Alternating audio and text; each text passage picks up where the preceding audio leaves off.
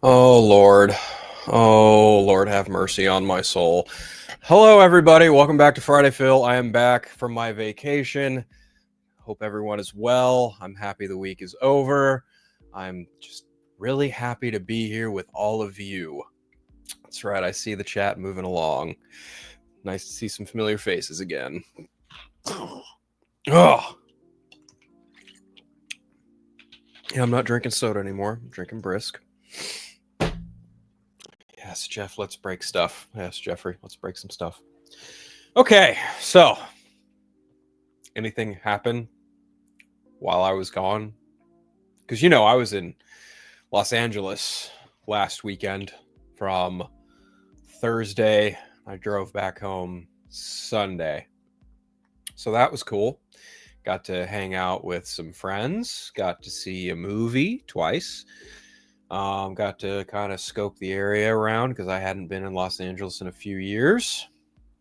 So it was cool. It was cool to hang out with Lance, meet Draven in real life. And it's funny, like Draven thought I was actually gonna like smack him in the balls. Like he was like, "Don't hit me in the balls, don't hit me in the balls," after he stopped recording me. That was funny. So yeah, I drove out to San Diego on Friday with my buddy Tom, who I'd stayed with Thursday and Friday night because he was working at San Diego Comic-Con. And we drove up there on Friday and I hung out outside because the badge that was given to me didn't have the little thing to fucking scan in. So I was like, all right, fine, fuck this. I'll just hang out outside. I called William. Unfortunately, he was in line for Hall H, and I believe Rhea was also in line for Hall H. I see her in the chat. So didn't get any time to hang out with them. And Ronan, being the little bitch that he is, didn't bother at all to come out and say hi to me at all. He was busy building his brand. It's fine. We're friends. Anyway, no, seriously, it was all fun and games. Friday was pretty interesting. I had lunch with my family down while I was down there too. My uncle and my cousin Kelly and his son, my other cousin. So yeah, it was cool. It was a cool Friday. Then I got to watch Fantastic Four with Lance. That was cool. That was a really fun experience to get to see that in an AMC theater that actually didn't have any reclining seats. They were like, kind of more old school where you actually just had to sit there and watch the damn movie. You couldn't recline back or anything like that. That was nice. But yeah, Fantastic Four. Best superhero movie of the summer, in my humble opinion. Easily, without question. My review went up last night, I think. I think it went up last night. Went up last night or the night before, something like that. But that was cool. Yeah, it was a cool time. Me and Lance were geeking out throughout all the cool geek shit going on in that geek movie. It was great. The movie is great, truly. It is it is the closest thing we are ever going to get to like a live action version of the Jetsons for now. I hope this actually encourages Warner Brothers and Hanna-Barbera to maybe make good on a Jetsons movie. I mean, hell, we got the Flintstones in 1992, something like that. But no, seriously, give me a Jetsons movie. That'd be cool. I'll make it. I'll make that movie. That'd be awesome. Do the Jetsons. God, I haven't watched the Jetsons in a minute. I'm going to watch the Jetsons later. But no, Fantastic Four was dope as fuck. Let me tell you about this movie. Let me tell you some of the best flying sequences I've ever seen in a superhero movie to date. Because man, this year didn't have too many. Superheroes just flying through the air and shit. But no, the Silver Surfer was like a standout character for me. I really, really loved the Silver Surfer, the way she flew on the board in space, the way she rode lava in certain sequences. It was fucking badass. Oh my god. This was the Fantastic Four movie I've essentially wanted my whole life, and it is. I don't care that it's an hour and 55 minutes with 2 post-credit sequences that are kind of fine. But man, dude, this movie was incredible. Fantastic. Go check out my review. I kind of talk about it more. But yeah, that movie was dope as shit. I loved it. I loved seeing it with Lance. That was nice. And then on Saturday, I hung out with our good friend The host of the Vodka Stream, Mr. One Dave the Film Junkie Pena. That was cool. Him and I got lunch, and then we bought some comics at a shop where he was in an area where he grew up in, so that was cool. Oh shit! Didn't expect that. But yeah, I got Batman Beyond the White Knight. That's a cool book. Started reading that. I started making my way back. I stayed in a hotel one night. So yeah, it was a fun, fun, fun weekend. But who's here? Who the fuck is here? Who am I neglecting in the chat? My apologies, everyone. I just want to let everyone know how my trip went as an introduction. Dalton, happy Friday, Phil. Hope you're having a better day than me. My Xbox died last night, and I was stressed out. Bro, if any one of my systems died, it is straight panic mode. I'm not even gonna lie to you. Like anytime I've had a console like just genuinely die on me, or not because I have anger issues and broke a controller or anything, or maybe even a 2DS. That's true. I didn't break a 2DS out of anger. I'm not gonna lie. It actually really it's very unbecoming, and I'm not proud of it. And I've actually gone through various coping mechanisms and various other assists to move past the angry video game nerd moniker. So, anyway, dude, my point is like I get it.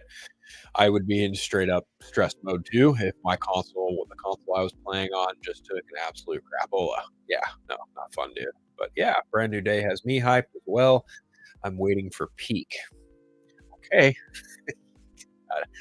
Chainsaw, I'm not sure what you mean by peak, but we'll get there. You ready, Jeffrey? Me too. Hosey, how you doing? Good to see you. Everyone clap. Oh God. Oh man, Taladia's in the house. I mentioned Rhea's in here too. You're all doing great. It's the weekend. Let's break some stuff. That's where that came from. Okay. Did you see the leaked Mandalorian and Grogu trailer? Goddamn, it looked fun. No, I did not see this leaked trailer. It is not shown up on my Threads feed, thankfully. And if there was, I probably would avoid it because I'm cool with just watching stuff when they officially get released. So yeah, there's that. Jeffrey, let's break stuff for sure. Talk about me, dude. You know who that makes me think of. You shouldn't. So don't talk like that. What are you doing? Rhea, Phil Chainsaw, Jeffrey Dalton, Hosey, Taladia, everybody. That's right. Damn right. All right. You guys gave each other reach rounds. Oh, we'll neither confirm nor deny. Yes, my cats tend to frequently cameo the majority of my videos. Oh, there's one right there. What are you doing? No. The other one's right here by me. Yeah, no, my cats very, very frequently, you will see them in the background of any of my videos, any of my lives. Chances are you will see one, if not both of my fur children. Oh, then there's this one. Say hi. Hello. Hello. That's the little chaos machine who gets into literally everything. Her name's Kiki. She's a blast. Love her to death. And if she keeps me up at night. Anyway, so what are we going to talk about today? Because there's Fantastic Four in theaters, Superman still in theaters, Eddington's out there. I've seen Freakier Friday. I think he either starts tonight or tomorrow, something like that. Oh, shit. We'll get to the box office later. You saw in the thumbnail. There's Superman. There's Jurassic Park. The box office. James Gunn saying it's canon. You know what? Yeah, let's talk about James Gunn. There we go. Best segue I could possibly come up with. Oh man. Okay. Anyway. James Gunn. Okay, so obviously I've been not doing any videos. I didn't bother doing any videos when I was down there. I just didn't. I was on vacation mode, man. I didn't feel like making or recording anything from my phone because I just don't want to. I didn't even have my lenses that I would use if I used my phone. So I could have recorded my trip, but then I wouldn't have been able to use it as a GPS because silly me rented a car without a GPS in it. It was just all Bluetooth. Yeah, it was a nice. It was a nice ride. I'll say that. But anyway, anyway. So James Gunn. It's the last time I was live. He's been doing the walking and the talking. He's been doing the talking thing. He's been having some interviews. He's been talking to people on threads. He's been, the talk of the town. So James Gunn was recently also in Hall H on Saturday at Comic-Con, Peacemaker, all that fun stuff. He started the Peacemaker podcast. Okay, guys, believe it or not, yes, listen to a couple episodes. Only didn't listen to the first episode. Listen to the second and third episode only because Robert Patrick was on it. And the reason why is because I love Robert Patrick. I think he's a great actor. I know he's in Peacemaker. I'm not really fond of the show. You guys know that. But I wanted to listen to why not only did Robert Patrick like maybe take the role on or whatever, but like what enticed him to playing, August Smith, Christopher Smith's racist father in the Peacemaker show, who plays White Dragon.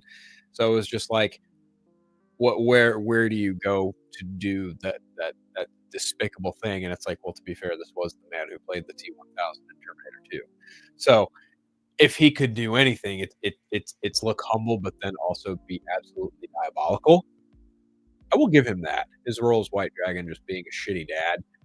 In most cases, people would like kind of scoff and laugh at the idea of like a character with daddy issues, but it's like, since Peacemaker is such a joke, he literally has like the worst father of all time.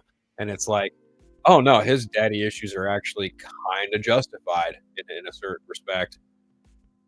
Granted, I'm still not a fan of like the whole, clown foonery of it all, but it's just something that like when you have an actor like Robert Patrick playing anything, I'm probably gonna watch it just because like the Terminator 2 is so right here in the cranium, just so present in my movie going mind of like what's some of the best movies I've ever watched in my entire life, and it's absolutely Terminator 2, and that's probably damn near the top of the list. So yeah, I love Robert Patrick. I really just kind of, long story short, I really just wanted to kind of hear his perspective on making the show. And it is kind of kiss assy towards James Gunn. But then again, he's hosting the show with Jennifer Holland and Steve Agee. I can never say the dude's last name, and I feel bad about saying it. But yeah, I mean, they're kind of being like, "Yep, this is James's show." And it's like, yeah, that's cool, and getting to understand where he comes from behind the mic. It's interesting. I still don't agree with a lot of the creative decisions that guy makes, but at the very least, I can still respect that. Like he has a great sense of making a movie with the intent of having a good crew of people behind him making the thing. And I can respect that. I can respect the creative vision at the very least, even if I'm not really a fan of like what's being presented. There you go, guys. That's the credit I will give James Gunn. Saw it here on Friday, Phil. There you go. Anyway, the guy's been out there talking, having interviews, and letting some stuff slip about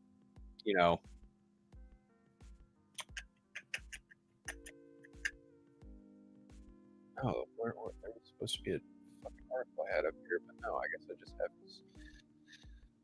his responses to people on Threads. Twitter, but I meant Threads.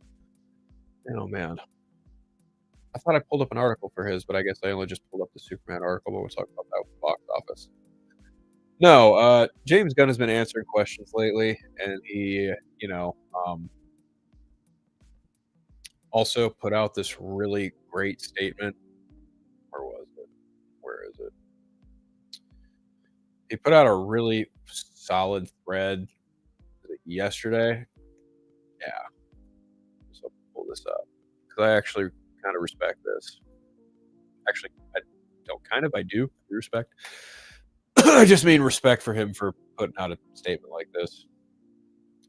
He says, if you see something toxic online, my advice would be don't interact with it. Attention only fans the flames of online toxicity. It's one of the reasons I'm primarily on this platform. It isn't because there aren't fewer toxic people here, although these there seemingly are. It's because it started as an online culture more willing to let the toxic personality in the back of the room shout himself hoarse to go away. When you shout back, you're making the voice relevant. You're giving it a soundboard. You are the midwife helping to birth that toxic voice into the world. You're helping to make a few thousand angry voices seem like millions. And to be clear, when I'm talking about toxicity, I'm talking primarily about rage or cruelty. I'm not talking about not liking something or having reasonable arguments about things we like and don't. Anyways, forget the PSA, but it's been on my mind. Heart mermaid. Oh, well said. Well said. I I can't I can't disagree with them on that front. If you see something stupid, if you see something you disagree with, you see something that is just blatantly ridiculous and toxic and negative in a way that you think is just harmful or cruel, then don't interact with that shit. Just don't even bother giving it the time of day. It's not even worth your energy. And like I've been saying for a long time, I may not agree with the guy creatively, but on a personal level, even though I don't know him, he says stuff like this, and it's like, yeah, man, I can't disagree with you.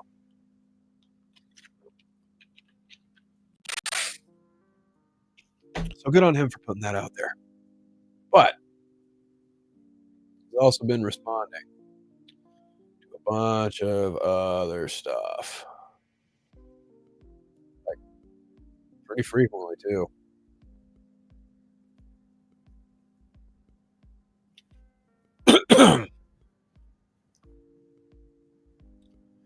Oh, look, guys.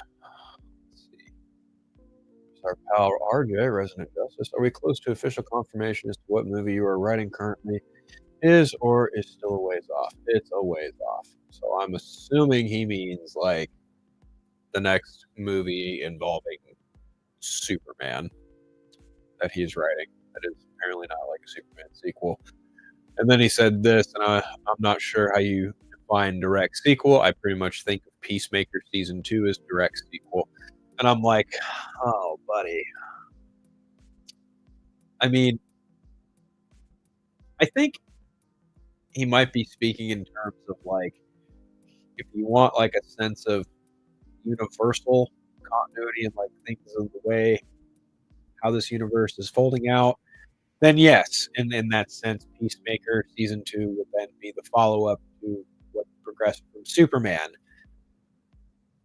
I'd have to imagine that those two sets sharing one another, probably, and also involving a plot revolving around pocket dimensions and the like, just seem pretty convenient. So yeah, I'm not really surprised that he would say that pretty much thinking of Peacemaker season 2 as a direct sequel to Superman. I understand where he's coming from, but I can also see where people would kind of tilt their head and scratch their head and be like, "Why would he say something like that? That doesn't make any sense because that's not the context they're thinking of." But I don't know. No idea. No idea. Let's see. Oh, he answers someone, "What if the cause of depression is deprecating factors that managing the system, collaborating? How can an individual be cured of collective problem? Actual depression is, by definition, not a collective problem. Systematic issues may help to keep depression intact or support depression. But depression is an actual mental health condition that can be lessened with proper medical attention." Look at that. Jimmy Gunn's being a nice guy on the internet. This is probably at one of those points where he's in between doing press stuff and he's got his phone in his hand. That's my guess. That's why he's responding to them so fast. But let's see.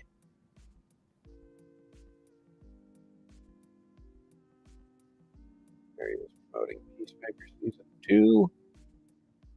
When are you going to tease the sequel? I just did. Oh, man.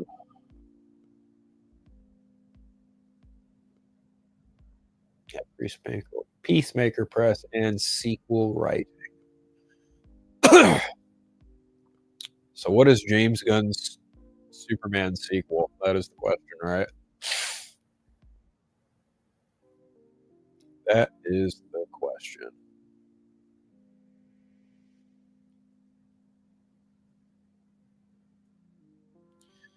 Oh, there he is, confirming something else. Didn't you co-write Coyote vs. Acme with Jeremy Slater? And he says, no, I wrote a story which Jeremy used as a basis for the first screenplay. Okay, so in that case, that means James Gunn would probably get a story by credit and Jeremy Slater would get a screenplay credit. At least that's my thought process on the subject right there. But even then, he confirms right here, hey, James, I remember you saying in the past you don't like co-writing, but I can't quite remember when you said it. So can you confirm it if I'm remembering? He said, yes, that's true. I don't know how to co-write. I rewrite and have been rewritten, but I don't really co-write, but you never know. Maybe someday. Oh, this. Okay. But speaking of Comic-Con, I was there on Friday, but apparently this happened on Saturday. And Chainsaw, oh boy. I came home to this. I had no idea that this transpired until I got home. But there was someone on the internet who's infamously a fan of one of my favorite directors. And this individual has caused so much noise. It's the best way I can say it is noise. It's just absolute noise. But I guess this guy who happens to have a YouTube channel and happens to push a very specific narrative involving the word sell and a hashtag involving Netflix. You guys can piece together what I'm throwing down. Good. I guess this guy got into Comic-Con and like did a live stream talking about how he like ran up on James Gunn or some dumb shit while in Hall H. And I'm just like, bro, that's not how Hall H works. You didn't do any of that. And if James Gunn even saw you, he probably didn't even care. Like he has so many other things going on. But apparently, someone asked him, "He's like, did you notice anyone mad dogging you from across the room?" James Gunn said, "Where in Hall H, where there are 65,000 people in the audience? I'm not sure how that would be possible." That's funny. And James even says, "I certainly didn't notice anyone running up on me." Oh man. Oh my gosh. This individual has also like gone to he went to one of the Rebel Moon premieres and like had a very awkward situation with my good friend Dave and another person I know. And oh my gosh, it's like this guy is not only kind of lame, but just it's like, dude, what are you doing? Get over yourself. Like you really spent so much time. You could have spent so much time at that convention walking that floor and hanging out with whoever. You could have spent time outside looking at some of the sights, getting some great food, chilling in the sun, watching kids play across all the other shit that they've got going on at Comic Con, or even go through all the outside ventures that they have outside too. No, you literally and deliberately wasted your time to get into Hall H just so you could sit in front of James Gunn and like just give him the stink eye and think you're somebody incredibly important on the internet. Oh my god. Don't be surprised when people just make videos of you laughing at you, because holy shit, dude. That is some of the most lame energy I have ever felt. Like, could you really be more petty? Like, would you really like you're at that point, you're not even a decent fan. Like you're the fan that people make fun of. Like, bro, no. Like you didn't do anything cool by coming out of Hall H talking about I ran up on this man. Stop. What are you talking about? If you really did any of that, you would have been escorted out by security without question, bro. This is so crazy. Like, the fact I even have to talk about this goof shit on the stream, it makes me laugh. But even James Gunn is like, dude, no, I don't care. Like, F all that. No. No, no, no, no, no, no, no, no. Oh my god. Like that shit was so just LDE. Oh man. LDE. Big LDE energy. Holy shit. Just, wow. Oh, wow. Yikes. Anyway, there's some other stuff here too. Oh, yeah. I don't know if I don't think I talked about it 2 weeks ago because I don't think it was announced 2 weeks ago, but when I was out and about, I think the Wonder Woman script writer got announced, if I'm not mistaken.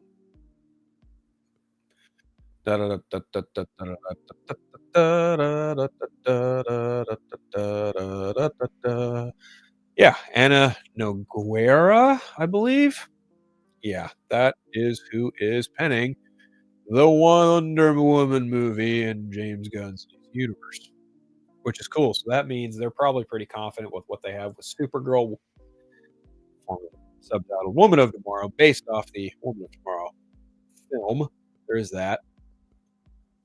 I have no idea what the fuck they're going to do with Batman. I'm just tired of theorizing about it at this point. They're either just going to cast a new guy or inevitably, possibly force Robert Pattinson's universe and James Gunn's machinations, and I really don't want that. But if it does happen, I wouldn't be shocked. Hollywood is a business, but I just pray they keep them separate. Just cast an older Batman. It just makes more sense. Anyway, no, I if they're confident with the Supergirl Woman of Tomorrow script from Anna Noguera, it does not shock me in the slightest that they had her start penning a Wonder Woman script. So it'll be interesting to see where that takes off and what direction that goes in. I feel like that one's probably going to be a little bit more easier to kind of digest, simmer on, and refine much quicker than, say, Batman and Robin, since that's such a difficult concept to put on a film. But no, that news came and he confirmed it 100%. I think I was in Los Angeles when that was confirmed. So, yeah, that was nice. That was some cool shit. That was some cool shit. But yeah, I've also been listening to the Peacemaker podcast, pastime at work, but also again just because I like listening to. Oh, fuck me, Robert Patrick. I really love listening to Robert Patrick talk. But James Gunn was also put out a video about like what is it canon? He's been talking about that. Let me find that. Pull that up. Take a look. See.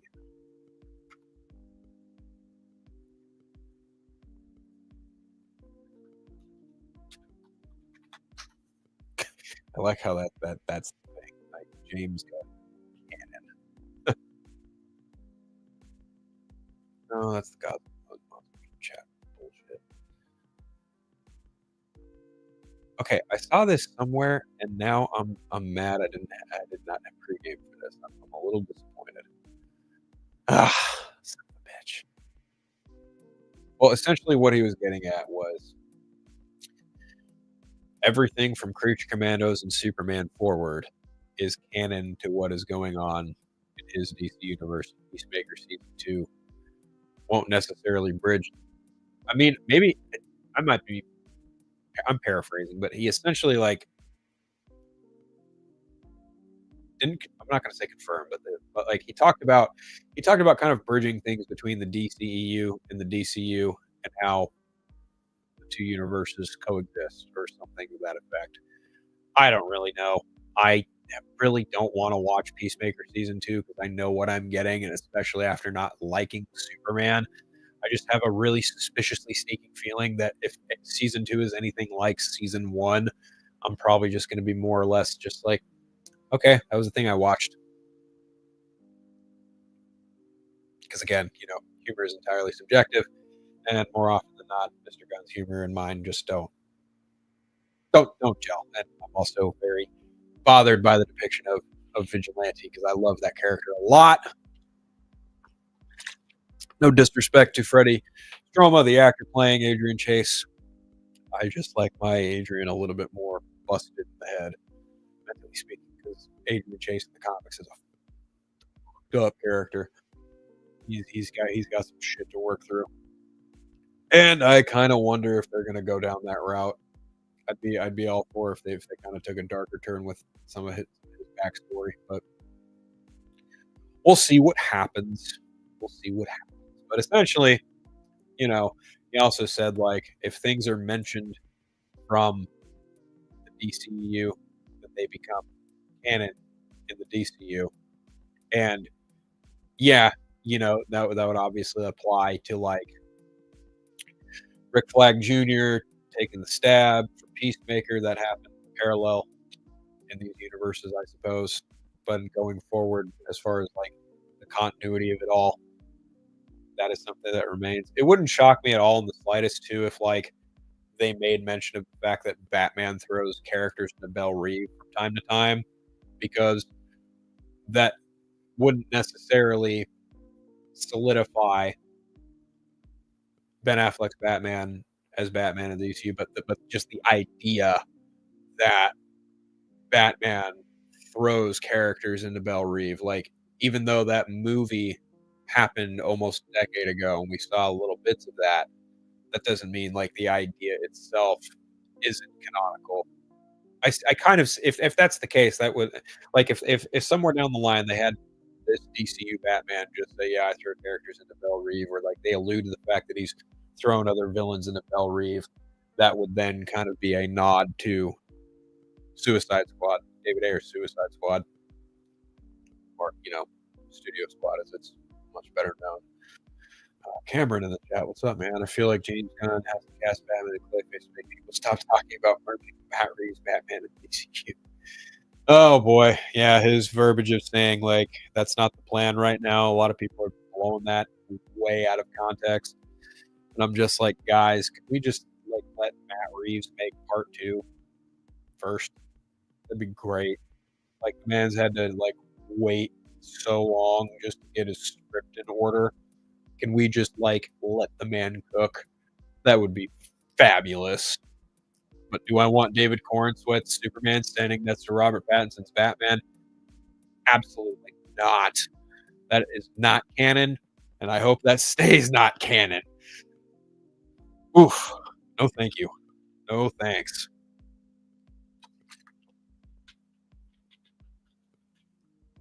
Yeah, no, not a fan of that idea at all. No thank you. No thanks. No thanks. No thanks. No thanks. Nope. Nope. Nope. Big nope. Oh, cast a different Batman. Cast a different Batman. That's where I'm at with that. Just cast somebody else. Yeah, we're now in August. Forget this is our first weekend of August. Ain't that dandy?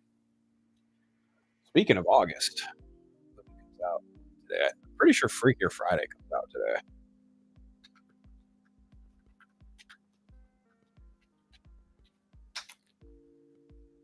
Wait, no, that's next week, isn't it? That's next week.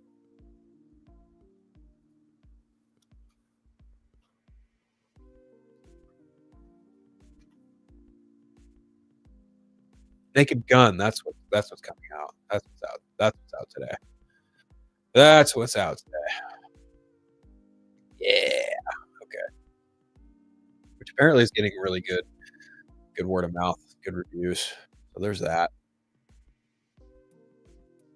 So yeah, I guess this would be a really good time to kind of pivot to one of the cooler segments of our show. That is, of course, Box Office Banner.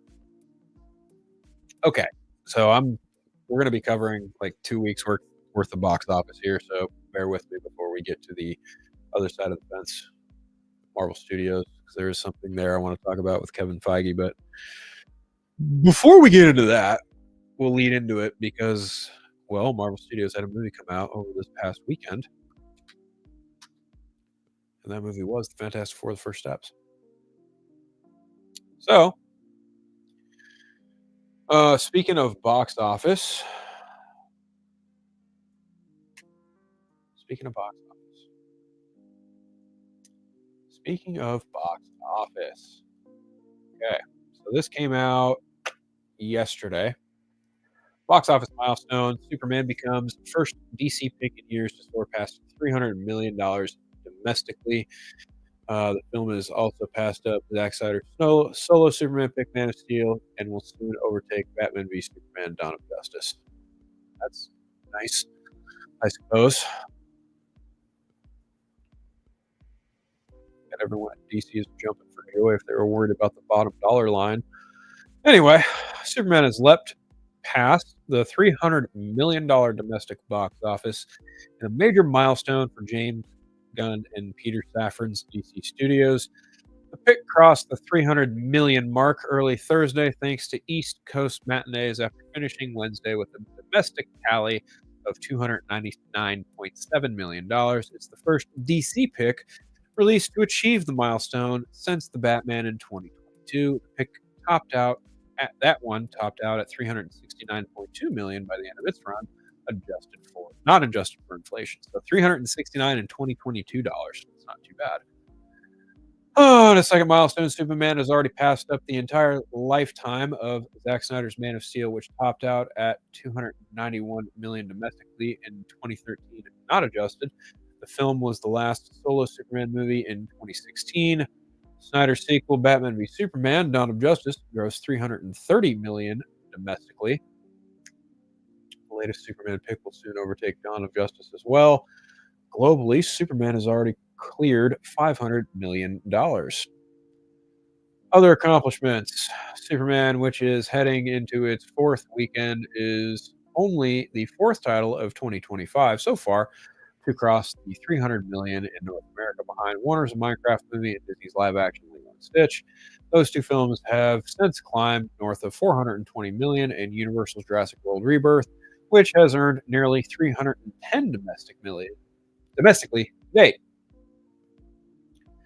Gunn's film faces plenty of competition between a glut of male-skewing titles such as Rebirth, F1, the movie, and most notably Marvel Studios' The Fantastic Four, which opened last weekend to a promising 117.6 million domestically and 99 million internationally for a global bow of 216.6 million. Both superhero films have been embraced for almost the same degree by reviewers and moviegoers alike. Each film was bestowed with an A cinema score by consumers, although FF does boast a slightly higher critic and audience score on Rotten Tomatoes for 86% and 93% respectively, versus 83% and 91 respectively for Superman. Gunn is in the unique position of both directing Superman and running DC alongside Safran.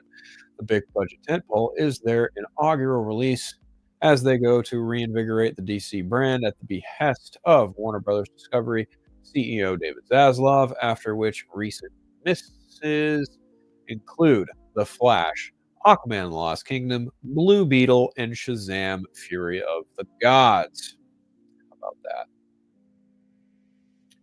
Just as Superman is a boost for DC, the early performance of Fantastic Four is a seminal win for Kevin Feige-run Marvel Studios, which has likewise been plagued by a string of misses, excluding 2024's Deadpool and Wolverine. Not to mention that Fantastic Four was a troubled film franchise when Feige and his team inherited the property as a result of the Disney 20th Century Fox merger in 2019. I don't know about troubled film franchise, but the last movie failed in 2015. 4 years passed. Fox got sold to Disney, and Kevin Feige went, "Cool, we got the Fantastic Four. We're going to put them in our cinematic universe," and he did. Through Wednesday, Fantastic Four had earned 151 million domestically and 280 million globally, similar to where Superman ranked at the same point in its run. That's impressive considering the Fantastic Four are not marquee comic book heroes like Superman. This is true. No, I like both characters, not both movies. Make that distinction very clear right now. Mr. Fantastic and his family are expected to stay atop the domestic box office chart this weekend with an estimated haul of 45 million. And if all goes to plan, we'll finish the weekend with a worldwide tally of north of 300 million as it heads for the 200 million milestone domestically. The wild card of all the August 1st through 3rd weekend is Paramount's well-reviewed The Naked Gun revival, produced by Seth MacFarlane, starring Liam Neeson as Frank Drebin Jr., who is trying to follow in the footsteps of his father, Frank Drebin, the infamous comedic character played by Leslie Nielsen in the original films. Pamela Anderson, Paul Walter Hauser, he's having a great weekend. CCH Pounder, Kevin Durant, Cody Rhodes, Liza Koshy, Eddie Yu, and Danny Houston also star. The 4th film in the franchise, directed by Akiva Schaffer from a script he wrote with Dan Greger and Doug Mann, opens more than 3 decades after the last movie, 1994's Naked Gun 33 and 1/3, The Final Insult. As fate would have it, Naked Gun is the last film that will be released by its current iteration of Paramount Pictures before David Ellison's Skydance officially closes its $8 billion merger with Paramount Global in the early part of August. People Movie Studio chief Brian Robbins, who has been serving as one of 3 temporary CEOs of Paramount Global since sale talks began last year, intend to step down since Ellison takes control of the entertainment conglomerate and installs his executive team both in the C-suite and at Paramount Pictures, according to sources. The smart and sassy marketing campaign for Naked Gun has gone all out, promoting the film's hilarious tone as well as passing of the torch to Neeson. Tracking services show the move opening in the $15 million range domestically, while others think it could come in closer to $20 million or even higher. Okay. That's a lot. Sorry, I talked way too much there. Oh, Bread Boy's in the chat. What's going on, man? Hosi says, me, myself, I don't compare Superman box office to Man of Steel. Look at DC finally having a film that crossed 500 million mark. It's not named Aquaman, seemingly resuscitating DC. I mean, look, I'm not a fan of the movie, but I can admit I'm in the minority. It's fine. Like, I can't disagree with the logic. Like, DC kind of needs a big W. This feels like a W, so that's cool. I mean, we would be getting a Supergirl movie. I've been saying it for a while. Like, Supergirl and Lanterns was going to happen one way or the other. Like, they've been shot and filmed. Like, they are done. They're in the editing. They're in post production on both of these projects. Not we, because I don't work for DC Studios, but you understand what I'm saying. Like, these projects were going to happen. Like, whether you want them or not, boo hoo, sit your feelings. They are happening. Like, just saying, dude. Like, yeah. Like, it's great. It's just really great that we're finally going to get more DC stuff. That much I will just say. Red Boy in the house. Did you check out Happy Gilmore too? I thought it was pretty unfunny comedy. I had a good amount of heart. I was actually really surprised by the amount of heart in this film. I did watch it. I got to watch it again. I need to get that second viewing in. I feel like second viewings are starting to become a little bit more standard for me, but it worked for Fantastic Four. So my wife says you have good news reporter voice. Oh God. Oh, she's sitting right next to me. Oh, okay, cool, man. Appreciate that. I sound like a nasally piece of shit right now, but no. Um, Box office. Well, box office mojo. See where everything's at right now. Superman is currently sitting at domestically 302,356,392. So rounding that up, we have 302.4 million for that, and then internationally we're looking at 225,300,000. So for a domestic grand total of, or sorry, worldwide total of 527,656,392, rounding that up would be $527.7 million. It's not bad. It's not bad. Not bad at all, Superman. Not bad at all. I wasn't a fan of that movie, but I can see why it's making money. Get it. That's nice. Where will it top out by the end of the weekend? Let's see. I am gonna say that I think. Let's see.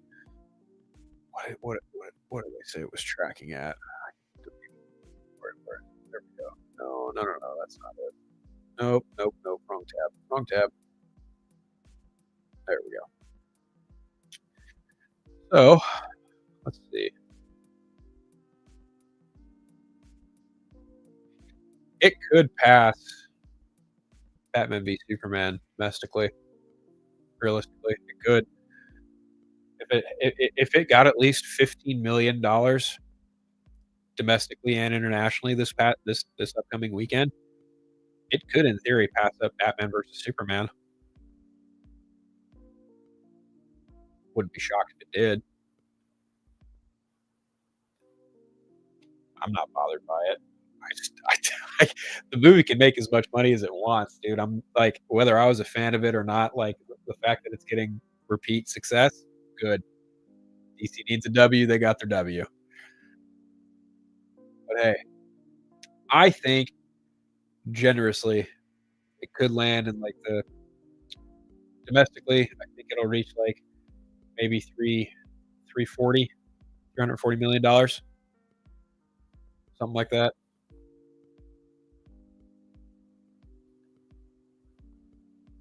Internationally, not really sure. But I don't think this movie clears, Man of Steel's worldwide. I'd be shocked if it did. It can, but it's not leaving theaters for a while. Like, in theory, it could, but as stuff continues to come out, that it's gonna lose theaters. So, and on top of that, like everyone will probably have seen it by then too. Like, once Freakier Friday starts rolling, like Freakier Friday is next week. This week is Naked Gun. It'll be on digital in 11, 12 days. It'd be funny if it was. Like, if the Jose, I'm not doubting you at all. Just like I haven't seen that in any of my feeds anywhere. Like, I haven't seen a digital date for it, and James Gunn said it wasn't leaving theaters for a while. So I don't know. I don't know. I have no idea what is going to happen with Superman. Uh, Very interesting to see how its box office turns out. Let's check in with Jurassic World Rebirth. I don't know how much I love this movie. Just kidding. Domestically, currently sitting at 308,906,265. So that would put it at, like, 3.9 million. 3.08 308.9 million. So it's just shy of $309 million. International, $420 million. Because rounding that up, 420,029,966. Rounding that down, it's easily, yeah, 420 million. Current worldwide, $728 million. If this movie makes $1 billion, I will, I will, I don't know what I will do on stream if this movie makes $1 billion, because oh, like, I will not be shocked, but at the same time, I'll be eating some crow. I've been saying for a while, I don't think it's gonna make. I didn't think this thing would make 500 million. I'm totally happy to be wrong about Jurassic World Rebirth. I underestimated dinosaurs, because man, that movie was not great either. Holy shit! But man, 728 worldwide. Universal's happy. Universal is happy as fucking pig and shit with that. Oh my god. Yeah, no, Universal's probably really happy with that. They're probably really even more happy to attach the Odyssey to that and Superman. Yeah, no, they knew what they were doing. They knew exactly what they were doing. And then they even had the BDE to be like, yeah, we're gonna put our Odyssey IMAX tickets on sale a year in advance. Yeah, that's Universal going, what's up? Just throw their meat on the table, just being like, what? Yeah, that's right. What you got? Everyone blinked. And then everyone was like, "Oh, who's gonna buy these? These tickets sold out. These IMAX tickets for the Odyssey sold out. That does not happen unless you're Christopher effing Nolan. Holy shit. It was so cool. Anyway, that was great. Beautiful. Clip that. Anyway, yeah, Jurassic World is currently sitting at $728 million. And if it makes a billion, Philip will eat crow. Not really, but you know what he means. Okay. The big hitter on the block, a new family in town. Fantastic Four is currently sitting at a domestic total of 158,427,635. Rounding that down, we get 158.4 million. International currently 99,058,801. Worldwide total 257,486,446. Round up, you get $257.5 million. Let's see where Fantastic Four First Steps ends up next weekend. Because I'm going to guess 200 million domestic. It'll reach that. It'll absolutely reach that.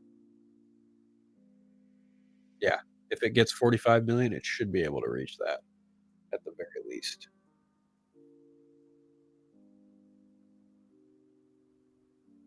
Yeah. Yeah, it should be fine. No, I think it'll crack 200 domestic. That'd be cool.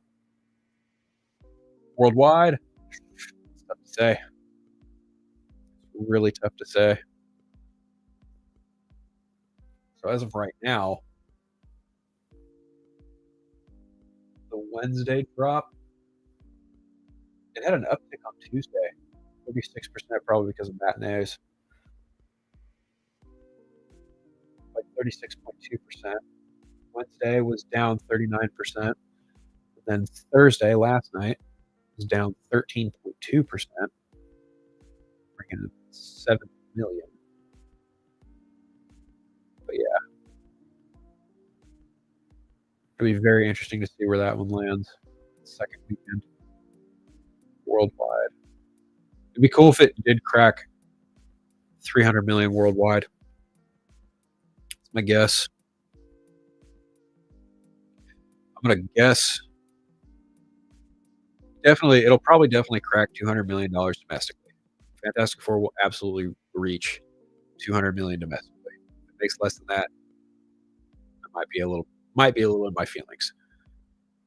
But if it reaches 300 million worldwide, that'd be great.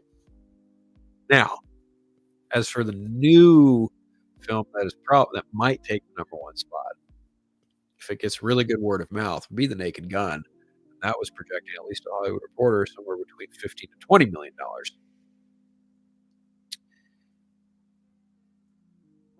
Yeah, that feels apt.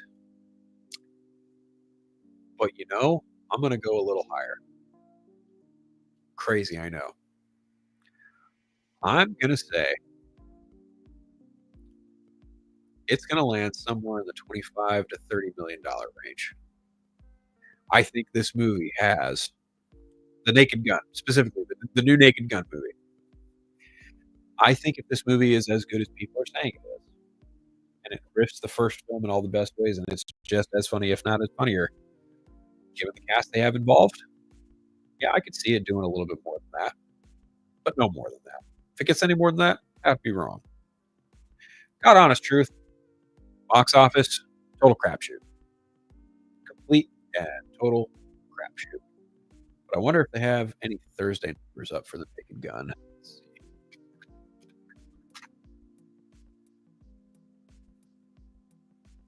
No Thursday numbers, not yet. At least not according to box office Mojo.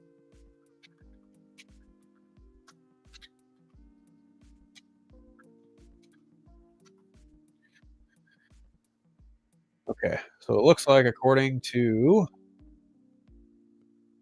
Variety, The Naked Gun makes 1.6 million in previews.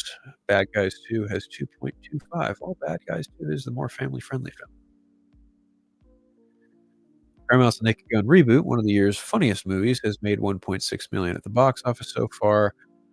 After Thursday previews, it's on track to make between 15 and 17 million, which is respectable considering the theatrical comedy rarely gets released anymore. The only one, the film only cost 42 million to produce. It stars Liam Neeson as Frank Drebin. Of course, I just mentioned that. Yada yada yada. None of the weekend's new releases will be able to dethrone Marvel Cap. Oh, Fantastic Four. Let's see. The superhero adventure is expected to make 45 to 52 million in its second weekend, approximately a 55 to 60% decline from last week. Yeah, so how big is the drop going to be for Fantastic Four? That is the question. Ideally, 55%, if that's what they're guessing. You'd want something lower than that, but we'll see. We'll see what happens. I'd be thrilled if it made another 50 million. Easy. That'd be great. Also opening this weekend is the animated family-friendly sequel, The Bad Guys 2 from Universal DreamWorks. It's made 2.25 million previews and is expected to make 20 to 25 million over the weekend, which would put it in second place behind Fantastic Four. Bad Guys 2 voice cast includes Sam Rockwell, Mark Maron, Craig Robinson, and more. Then, of course, Neon's body horror movie Together, starring Dave Franco and Alison Brie, is the other new release this weekend. But it opened early on Wednesday. It's on track to make 7.5 million to 10 million over the 5 days. Well, the film didn't look that expensive, so that's probably really good. I'll go ahead and ballpark that for 9 million, just to be fun. The Bad Guys 2, 24 million. But yeah, I think Fantastic Four is going to make probably, hopefully, another 45 to 50 million. Get that 200 million domestic mark. That'd be cool. Well, after getting these 1.6 million on a Thursday for a comedy, I think this film, in the off chance that it does get, 25 million, if not more, it would have to be really good word of mouth and a lot of Naked Gun nostalgia fans wanting to see this one in particular. But I'll say 20 million. Final offer. Would be genuine surprise for 25. But we shall see what happens at the box office come this Sunday when all those final numbers roll in. Anyway. Speaking of box office and whatnot, you know what's coming to the box office next year? Spider-Man, Brand New Day. We got some. I take these guys' words more than I take other people's words. That's for sure. But Mark Ruffalo returning as the Hulk for Spider-Man 4. Spider-Man Brand New Day has found a smashing star to join Tom Holland in the Sony Marvel sequel. Mark Ruffalo is returning to reprise the role of Bruce Banner, aka the Hulk, in the feature, which comes 14 years after the actor joined the MCU and the Avengers. The movie has been rumored for a while, but only firmed up as the script came together and as production gears up for beginning of the production this month in England. At the same time, Michael Mando, known for his work on Better Call Saul, is returning to reprise the role of the Scorpion, the villain character who first appeared in Spider-Man Homecoming 2017, featured the kickoff of the Holland-centric Spider-Man films. Holland's Spider-Man films have always paired him with a more seasoned actor such as Robert Downey Jr., Benedict Cumberbatch, Samuel L. Jackson, playing key characters Iron Man, Nick Fury, as well as Doctor Strange. Oh, Brand New Day, however, is stacking the deck. John Bernthal is also on call sheet to reprise the role of the vigilante known as the Punisher. The character's first big screen appearance in the MCU and first movie appearance in general since 2008 action movie Punisher Warzone, in which the late Ray Stevenson played the role. The plot details are being kept under the vest, but you can bet that in mighty Marvel manner, Spider-Man, Punisher, and Hulk will all fight one another before figuring out who the real bad guys are. Okay. I have an issue. Don't get me wrong. I think Boris Kit and Aaron Couch are always solid with their information. And I'm not questioning the involvement of Mark Ruffalo. But I think it's a little quick to assume that they would all fight each other. And I'm not saying it's not going to happen, but I don't know that all three of them are going to face off against each other. If it does happen, that would be kind of surprising. I'd be curious to see what kind of story this entails. I mean, I have Brand New Day. I still need to finish reading Brand New Day, but I know it's probably not going to be anything like the book, unless they include Mr. Negative. If Mr. Negative is in this movie, then we're looking at quite the Spider-Man film. I'll say that. But considering that Michael Mando's back as Scorpion, that makes me happy. I like the Scorpion. He's one of my favorite Spider-Man villains, for sure. It's about damn time he gets that fucking green suit and tail, too. I'm hoping maybe Kingpin's in this movie. That'd be cool. But yeah. Yeah. Spider-Man Brand New Day. Apparently Mark Ruffalo is in fact reprising the role as Hulk. Is it Smart Hulk? Is it Angry Hulk? I don't give a shit. I don't care. I don't care. I don't care. I don't care. The Hulk is in this movie, and I'm fine with that. That's great. All I need. Cool. Spider-Man, the Hulk, Punisher, all in one. Wow. Like, yeah, this is gonna it's gonna be street level. You can tell. You got a character like the Punisher and Scorpion, like yeah, like there's some machinations going on there with Scorpion's suit, sure, but like that's the fun of it. Like who's gonna make the suit? You don't bring this character back, right? And in a Spider-Man movie, knowing who he is and not put him in that suit, like now you have my attention. Like if Scorpion is in this film,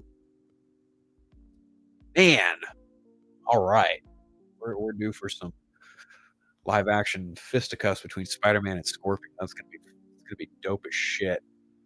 Destin Daniel Cretton's directing this too. Yeah. Oh yeah. You can bet your ass there's gonna be some if it's a Spider-Man Scorpion matchup, you can bet your ass there's gonna be some interesting fight choreography going on with that. You can bet your ass they're gonna have fun with that. Oh yeah, I'm on board. I mean, it's Spider-Man. Spider-Man's my favorite Marvel character of all time. Like I will never say no to more Spider-Man. I love Spider-Man. Spider-Man is hands down my favorite Marvel character ever created, and I will watch any Spider-Man anything. Like I don't care. Like I will watch it. I probably enjoy it because Spider-Man is doper than shit. Like if I'm saying Jeffrey, like if we start seeing this movie come together, like as it starts filming today, like they showed off, like Sony Pictures showed off the suit. Like they showed off the suit today. Where's that suit? Let's see. People have been sharing images of the suit. It's actually pretty cool because it's got the raised webbing on it. Let's see if I can find some images of this suit. Yes, OC. Shang-Chi had magical fight choreography. It was beautiful. That's why I'm very excited for this Spider-Man movie. It's being directed by someone who's got a very distinct visual prowess. I can't wait to see what he does with all the action in Spider-Man. It's going to look so. It's going to be the closest thing we ever get to like John Wick's Spider-Man. It's going to be amazing. Dude, where is this suit? I want these. Oh, man. Come on. Did I share it? No. Showed all the shiny cards I got, though. Here, let's just look.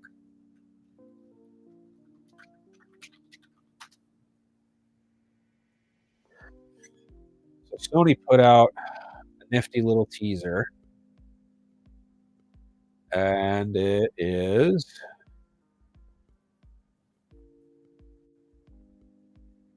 I'm not going to play the volume because it's kind of pointless, and I don't want to get hit with a copyright.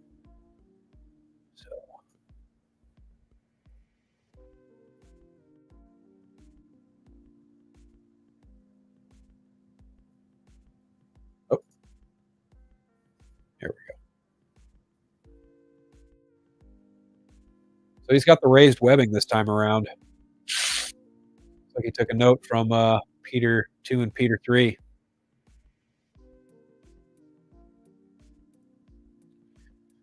Although they really accentuated the black lines on this, didn't they? Yeah, I'm a fan. I mean, it's Spider-Man. Of course, I'm come on, man. I'm one of those dorks. I love Spider-Man. I will bow at the totem pole of Spider-Man, Spider Totem, whatever. Like, I may not read a lot of Spider-Man comics, but I consume a lot of Spider-Man content, and I effing love Spider-Man. So, yeah, that movie, I'm there. Day one for sure. Be exciting to see who else gets cast in this movie. Who else gets confirmed? Anyway, on the topic of Marvel, let's talk about the head of Marvel, right? Let's talk about Kevin Feige. So this came out early last week, like right before I left. And I would have talked about this last week if I didn't go anywhere. But Kevin Feige like had a big interview with a bunch of people right before Fantastic Four came out, and he info dumped a ton, and it was pretty cool. So, in a nondescript conference room on the very descriptive floor of Marvel Studios, full-size Iron Man statues, superhero murals, and movie props is a padlocked door. Behind that padlocked door is a whiteboard featuring a plan for Marvel movies spanning the next 7 years. So teased Marvel Studios boss Kevin Feige, the producer behind the most successful run of movies in Hollywood's history, as he welcomed a select group of journalists into the same room where he first met Doctor Strange star Benedict Cumberbatch and where filmmaker Chloe Zhao pitched her take on Eternals. Marvel's run has been tested as of late, this year especially, with Thunderbolts and Captain America Brave New World, which grossed among the lowest totals for the company. Feige isn't interested in your theories of superhero fatigue, which he doesn't buy as real. He pointed out to DC Studios Superman, which is doing strong at the box office, at least domestically. Feige said he texted filmmaker James Gunn to let him know how much he liked it. Quote, I love how you just jumped right into it, Feige enthused over the film, which Gunn directed after he helmed 3 Guardians of the Galaxy movies for Marvel before decamping to run DC Studios. You don't know who Mr. Terrific is? Tough. You'll figure it out. You don't know what this is? Just go. Go. This is a fully fleshed out world. Even if he doesn't buy the idea of superhero fatigue, Feige and his team have done plenty of post-mortems on this year's underperforming movies on all other movies since the massive success of Endgame. Right now, the company is prepping for the July 25th release of the latest movie, Fantastic Four First Steps. First time Marvel Studios is handling the characters after a trio of movies of various quality and box office made by 20th Century before its 2019 acquisition by Disney. There was a never-released 94 film produced low-budget King Roger Corman. The first 4 stars of that movie are in Fantastic Four First Steps. That is true. One thing that Feige seemed to relish in is the new movie is mostly self-contained, and it is in a fully fleshed world that doesn't require that dream word, homework. Reddit word, sorry. We didn't want to have to do the Eternals issue where they were, where they've been, how they come, and they help with Thanos. He explained. He wanted them to be apart from our reality so that we didn't have to say, oh, look, they were hiding over here. Highlighting a 1960s aesthetic was more than just a period piece choice. It was uniquely aesthetic that felt like it could be absolutely be its own world and its own reality. And Feige, and when you show it to audiences in the screening process that we do leading up to it, people just accept it right off the bat and feel liberated that they can just enjoy what's ahead of them. He underscored. It is no homework required. I've heard that a lot. In a freewheeling discussion with journalists, Feige, wearing a blue Fantastic Four hoodie and a Wonder Man cap, opened up on a range of topics from what's going on with Blade, his future at Marvel, and the exit of Jonathan Majors from the MCU. Yes, Feige knows Marvel made too many movies and shows, among other things that they did wrong. From the first Iron Man film through Endgame, Marvel produced around 50 hours of storytelling. In the 6 years since Endgame, the number jumped to an astonishing 102 hours of movies and television, 127 if you include animation. That's right. That's too much, Feige said. He characterized the time period before Endgame as an era of experimentation. Oh, sorry, after Endgame is an era of experimentation, evolution, and unfortunately, expansion. And while he's proud of experimentation, he points to TV series WandaVision and Loki as the best stories they've made. He admits it's the expansion that is certainly what devalued the output. Womp womp. It's true. Couldn't agree more. And a few of the projects really suffered from that.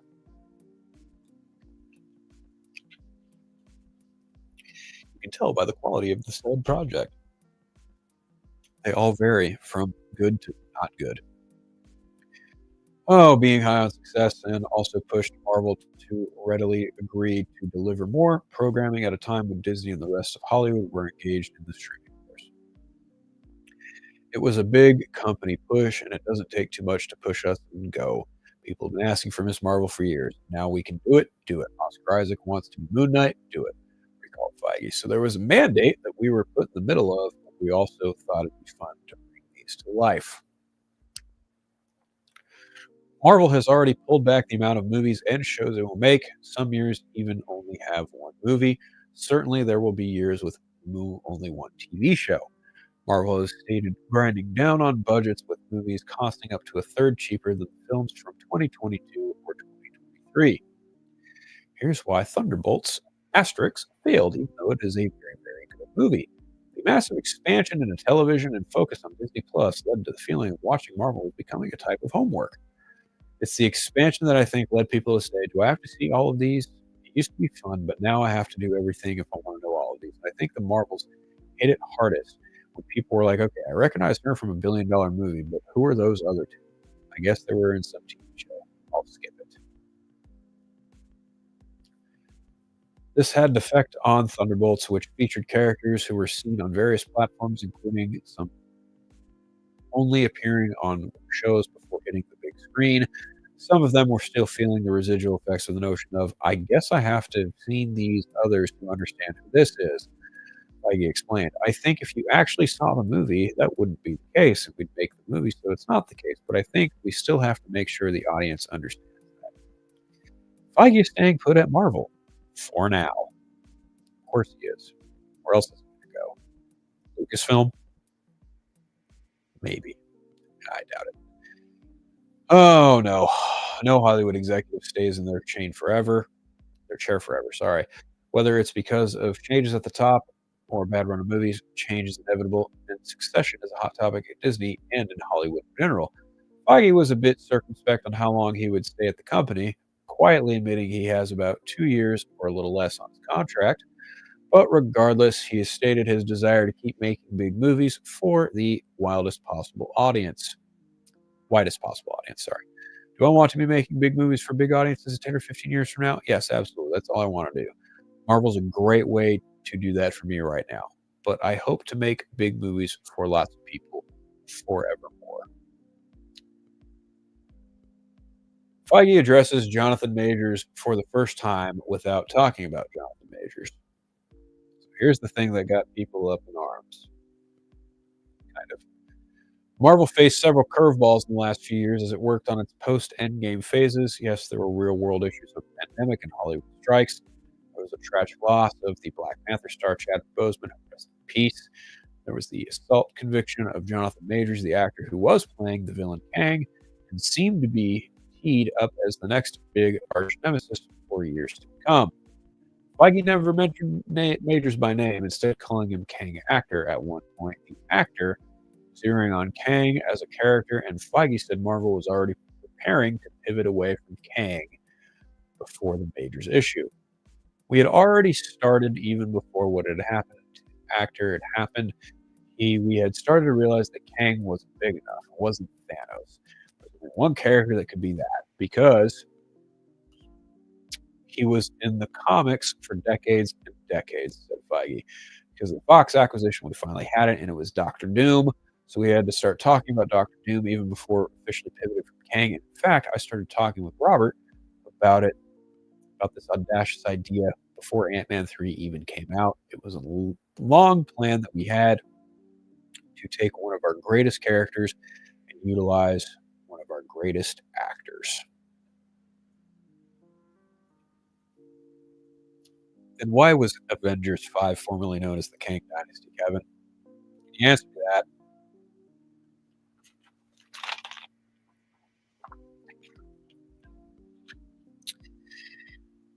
I give Kevin Feige a lot of slack. The man has made some of the most successful superhero films in the modern age. This was not a smart thing to say. You could have just copped to the fact that you guys fired your actor and you decided to pivot. Just be honest. I maybe he is being brutally honest, and we're all just contextualizing it a bit differently because of the way things that we're fed information. That's the thing. Because stuff like this has already been decided long before anything is ever put to screen. Like they previs a lot of their stuff before they even shoot it. But I digress. I don't at all believe this is the one thing. This is the one I kind of have issues with because again, like you're gonna say you pivoted from Kang pretty early on. I'm sorry, like you guys announced Avengers, the Kang Dynasty, and Secret Wars side by side in what was it, 21, 22? 22, I think it was. I think it was 2022. Yeah, the Comic Con of 2022. Because Ant-Man hadn't come out yet. That's when they showed off Kang Conqueror footage for Ant-Man Quantumania. So, I don't know. It just, it was 2022. That's right. Okay, so, like, I just, dude, I don't get it, man. Like, just be brutally honest. Like, Jonathan Majors screwed up. You fired him accordingly. Disney fired him, whatever. You know, you guys made the decision to pivot to Doctor Doom and bring back Robert Downey Jr. That's fine. I just wish there was a little bit more transparency there, and I feel like there might not be, but I don't know. You know, I just don't know. Again, this information is all secondhand, and this could have been the case years ago.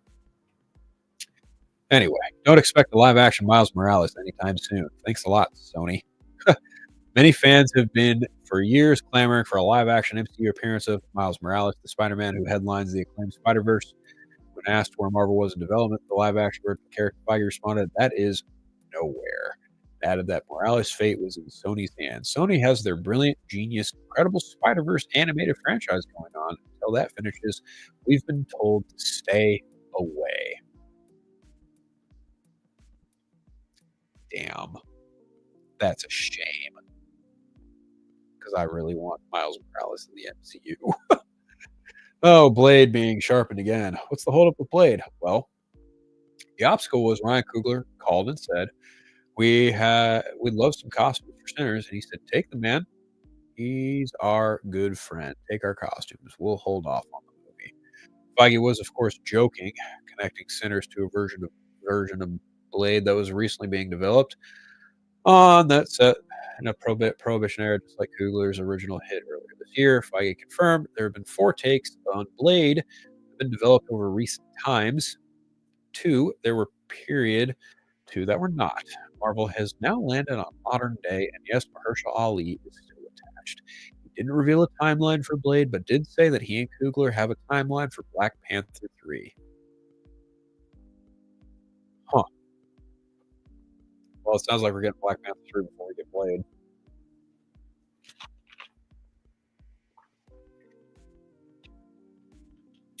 Truthfully, I think Black Panther might be the movie in between. I think Blade, sorry, not Blade. I think Black Panther 3 is the movie in between Avengers Doomsday and Avengers Secret Wars. That's what I think. I think they're going to announce very soon that Ryan Coogler is going to make that movie.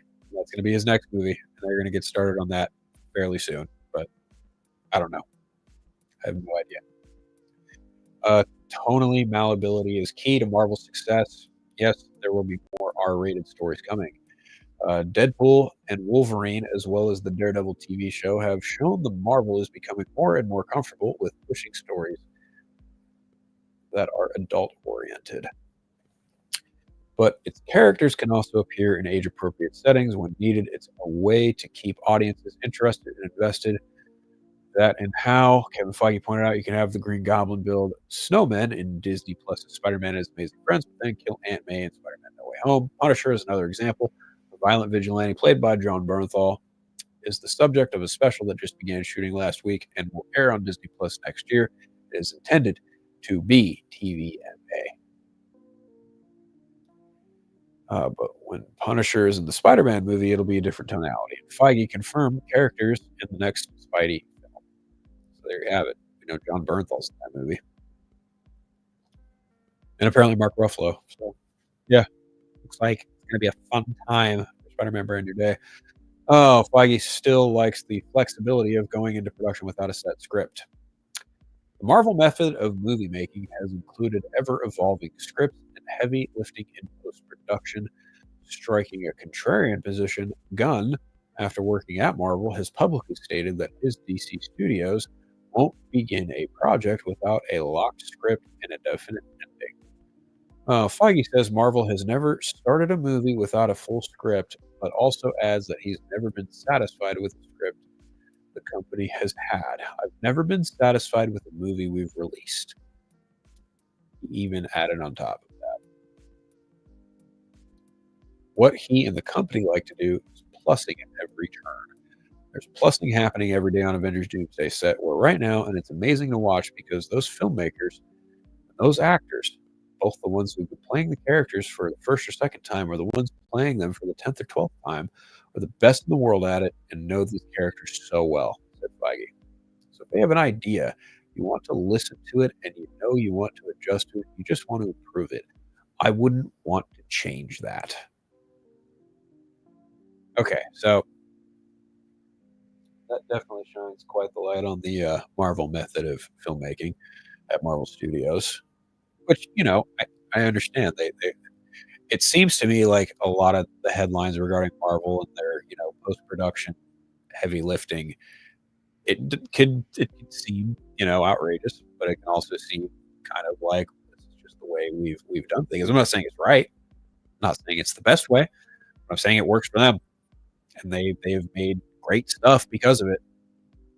But these last few years have been very trial and tribulation for everyone, everybody, everyone, literally everyone. Like between the pandemic, the strikes, everything. Like even geopolitical stuff in the real world going on. Like things have just gotten progressively more difficult.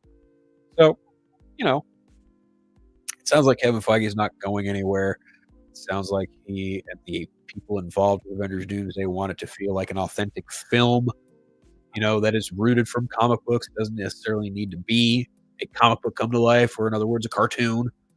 I feel like they're making a concerted effort there to really involve a lot of previous and new coming actors to really give a lot of longtime Marvel fans something truly special to look at and look forward to next December.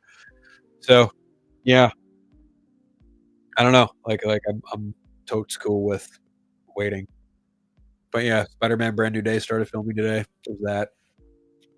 Lots of fun stuff in the pipeline. But I think that is where I'm going to put a pin in it for this edition of Friday Phil. Do me that favor, everyone. Hit that like and subscribe button. That thing right there. Tell your friends about me. Share. Do the fun thing. Do the fun thing. Really appreciate it. Big thanks to everyone who turned out in the chat. Jeffrey, Dalton, Chainsaw, Raya. I forgot who else was here. Hosie, thank you. Mom Boy, I saw you. I'm sorry I didn't shout you out earlier, though. Draven, thank you. Lance, I saw you as well. Hunter Iggy, I'm sorry. Yeah, Taladia, I saw you come in earlier. Thank you, everyone, for coming in. Really appreciate it. We'll catch you all next week when there's new stuff. I'll put out my box office banter portion, hopefully on Sunday this time. did one last week, and then I totally forgot to release it because I'm an idiot. But yeah, no. Yeah, guys, much love. Take care. Follow on the socials. No vodka stream night. Keep that in mind. So yeah, have a great weekend. Take care. Much love. Bye.